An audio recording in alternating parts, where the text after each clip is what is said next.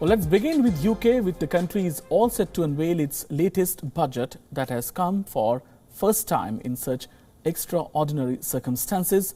Finance Minister Rishi Sunak, he will promise to do whatever it takes, including a 5-month extension of Britain's huge jobs rescue plan. It is to steer economy through what he hopes will be the final months of COVID restrictions.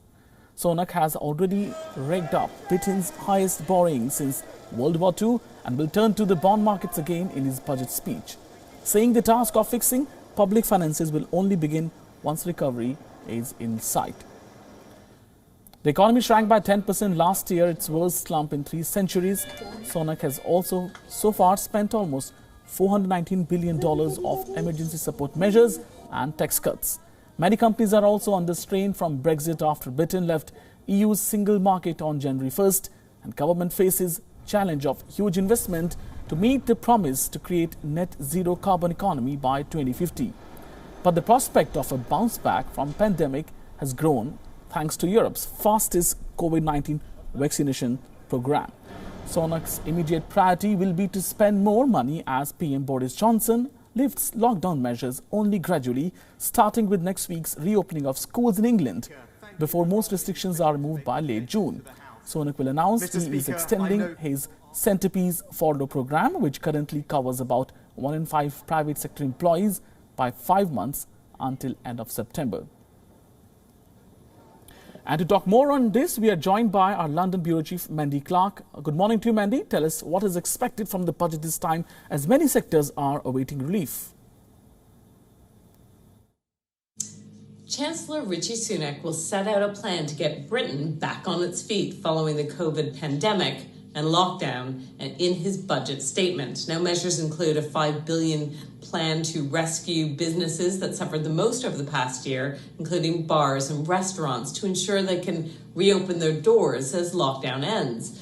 There will be help for people struggling to buy a home, cash for local sports clubs, and funding for the UK's bid to host the 2030 World Cup. But Mr. Sunak is also expected to raise taxes for businesses and possibly ordinary.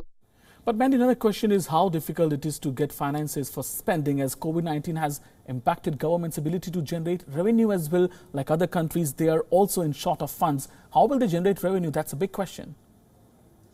A plan for jobs will include £126 million of new funding for more traineeships and give employers a £3,000 cash payment for every new apprentice they take on. A £5 billion restart grant scheme will help firms in retail, hospitality, accommodation, leisure and personal care get back on their feet after lockdown ends, and they are allowed to reopen.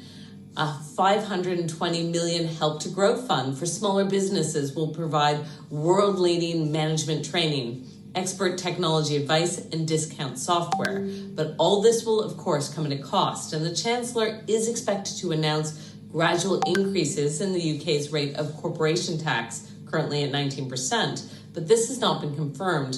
And according to some reports, Mr. Sunak is also considering real terms increase in income tax. WION now available in your country. Download the app and get all the news on the move.